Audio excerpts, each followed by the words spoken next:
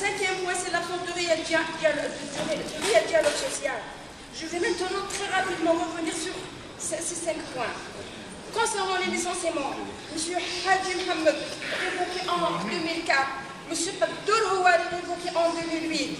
Concernant les suspensions et les licenciements des autres syndicalistes, 137 syndicalistes, en majorité des femmes, sont toujours suspendus à ce jour, suite à une grève générale en avril 2012. En septembre 2013, 9 membres du bureau fédéral du secteur des travaux publics ont été suspendus pendant 1 mois à la suite d'une grève générale. Concernant l'interdiction de manifestation et la répression physique et policière contre les syndicalistes, des centaines de manifestants et de grévistes ont été violentés et arrêtés, avec des emprisonnements en 2012 des syndicalistes tels que Abdelkader Khalba et Tarab El-Abad du comité des chômeurs, tous les deux affiliés au SNAPAP, et Yassine Zayed, représentant de l'État. En mars 2013, la police des frontières a empêché une caravane de 100 personnes de SNAPAP de se rendre en Tunisie pour le Forum social mondial. En février 2013, la police a encerclé la maison du syndicat pour empêcher le forum maghrébin des diplômés chômeurs, puis arrêter, expulser la délégation du Maroc, de la Mauritanie et de la Tunisie. Concernant l'ingérence dans les affaires internes et la tactique du clonage en Algérie, parce que c'est la pratique courante, pour disqualifier la plainte déposée en 2001 et discréditer le SNAPAP auprès de l'OIT, le pouvoir a créé un syndicat clone au SNAPAP, dirigé par M. Foufoul, député à la retraite, actuellement n'ayant aucune relation avec le travail, en récompense de son soutien à la réélection en 2004 de l'actuel président, et lui a accordé une subvention de 180 millions concernant la justice, alors qu'il a tranché en 2008 sur le foncier. Donc cette subvention a été attribuée en 2004 pour récompense à sa participation aux élections présidentielles. Il est important de noter que nos congrès régionaux et nationaux se font sous opérant du tribunal. Et pourtant le ministère du Travail refuse de considérer les dossiers résultants de ces congrès.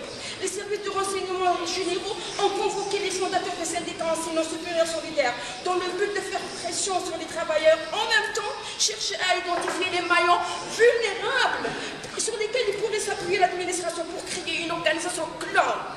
La maison du syndicat a été enfermée en mai 2010 par mesure administrative à la veille d'un forum maghrébin syndical.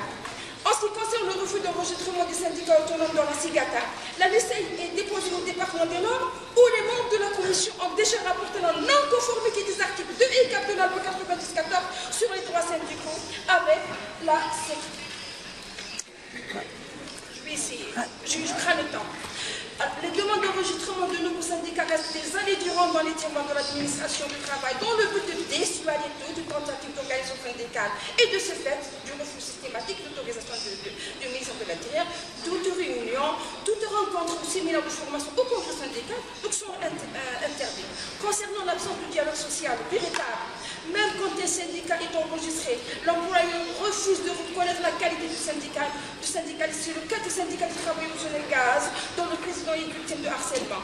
La tripartite ou bipartite composée de 5 syndicats de patrons, d'un syndicat de travailleurs du gouvernement, ne sont que des instances alibi où sont avalisées les décisions des autorités sans réel dialogue ni négociation. De ce fait, toutes les augmentations de salaire et révisions de statut de la fonction publique ont été décidées hors tripartite sous la pression du mouvement des grèves et de protestation de masse des différents syndicats autonomes, donc contestés. En conclusion, le SNAPAP a déjà déposé plusieurs plaintes au comité de liberté syndicale. Ces dernières ont été traitées et sanctionnées par des observations ignorées dans la pratique par le gouvernement. Pire encore, la répression dirigée contre les membres du SNAPAP s'est intensifiée. Sans doute pour gagner du temps, le gouvernement avait demandé un support technique du BIT déjà en 2003, puis en 2012. Mais force est de constater que Il reste 1 seconde. Continue.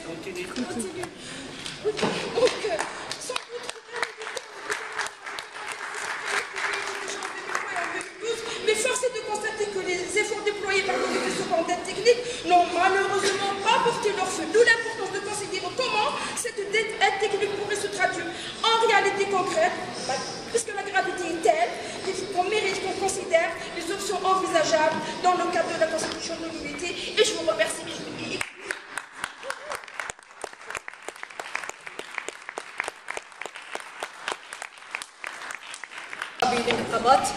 النقابات والاتحادات التي تندرج تحتها والاتحاد العام التونسي للشغل، ومن الأردن وفلسطين والبحرين والجزائر وصنباب الجزائر وليبيا واتحادات المغرب واتحادات موريتانيا واليمن وسلطنة عمان والاتحادات المستقلة بمصر. إننا نتدخل لمساندة سناباب لأننا متيقنين أنه لا توجد أي آلية في الجزائر لتمكين سناباب من الحصول على حقوقها، خاصة وأن القضاء المنوط به حل النزاعات لا يتمتع بأي استقلالية في الجزائر، وقد قامت سناباب في عدة مناسبات باللجوء إلى القضاء لاسترجاع حقوقها، إلا أنها لم تتحصل على حكم قضائي يمكنها من ذلك. وعندما لجأت إلى المجلس الأعلى للقضاء ومجلس الدولة بقي الملف القضائي معلقا لعدة سنوات دون أي مخرج.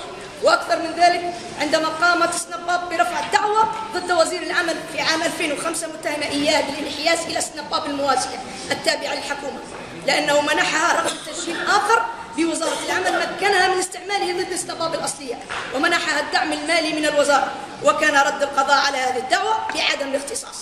كما أن الحكومة الجزائرية حولت بقرار إداري الحساب البنكي الخاص بنقابة سناباب الأصلية بكل ما يحمل من اشتراكات العمال إلى النقابة الموازية، وهذا قبل 3 أشهر من انعقاد المؤتمر الخامس لنقابة سناباب الأصلية في سنة 2011، مما دفعها إلى رفع دعوى قضائية أخرى، ولكن العدالة لم ترد إلى هذه الساعة. إن أصدقاؤنا من نقابة سناباب قد بيّنوا لنا أن الاتفاقيات الدولية المصادق عليها من طرف الحكومة الجزائرية وخاصة 87 ليست منشورة بالجريدة الرسمية، الأمر الذي ينفي أي أهمية لهذه المصادقة التي تتباهى بها السلطات الجزائرية، لأن المحامون لا يستطيعون الاستناد على الاتفاقيات الدولية الغير منشورة بالجريدة الرسمية. إن هذه التصرفات تجعل سناباب لا تثق ولا تنتظر الكثير من القضاء الجزائري، مما يدفعها رفع نداء إلى مجلس إدارة منظمة العمل الدولية آملة أن تسترجع حقوقها، وذلك بتطبيق الاتفاقيات الدولية المصادق عليها من قبل الحكومة الجزائرية. وإليكم بعض الحالات كأمثلة.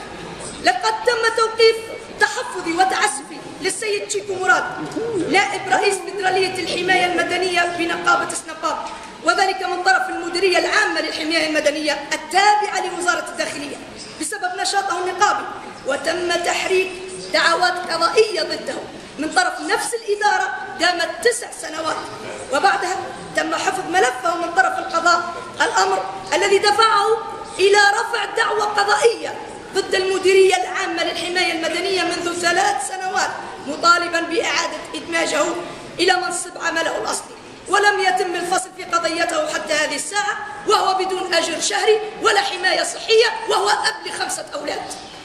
ثانيا، تم فصل 26 أمين ضابط قضائي أغلبهم نساء، وهم أعضاء بالمجلس الوطني للعدالة بنقابة سناباب بتاريخ 10 أبريل 2012 بسبب نشاطهم النقابي، وبعد الإضراب الذي بلغت نسبته 95% في قطاع العدالة عبر كامل تراب الجزائر.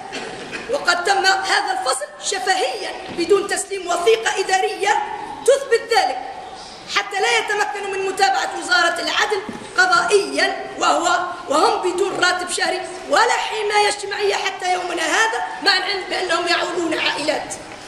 كذلك نفت الحكومة بأن يقوم برفع دعوات من قبل سناباب، إلا أننا نقول لكم بأن السيد رشيد فعلاوي رئيس النقابة قد رفع دعوى قضائية ضد الفعل الإجرامي الذي استهدف قتله وحضور ضابط شرطة اسمه أوكران بالقاسم لمكتبه وتهديده في نفس السنة 2011، إلا أنه لم يتلقى أدنى إجراء من طرف العدالة حتى هذه الساعة. وقد ذكرت الحكومة الجزائرية واعترفت اليوم بأن ملفات إنشاء نقابة جديدة تأخذ مدة طويلة في وزارة العمل لدراسة ما إذا كان قانونها الأساسي مطابق للقانون الجزائري أو لا. وهنا نستنتج الآتي: أولا، أن مصير النقابات الجديدة مرتبط بقرار من الحكومة، وهذا يتنافى مع الاتفاقية الدولية 87. 2، هو أن القانون الجزائري يحدد مدة دراسة الملفات بشهر واحد، فلماذا تبقى الملفات في أدراج وزارة العمل من 5 إلى 10 سنوات؟ وأخيرا، إن صمت هيئات القضاء في هذه الحالات لا هو كاف في حد ذاته لنفهم أن القضاء في الجزائر حاليا ليس له القدرة ولا الإرادة لاسترجاع نقابة سناباب لحقوقها. وأنا من هذا المكان أقول لكم بأن الحكومة الجزائرية تطمع وأن القضاء في الجزائر ليس مستقر، لا يفصل في القضايا، وأن لم يبقى لنقابة صنباط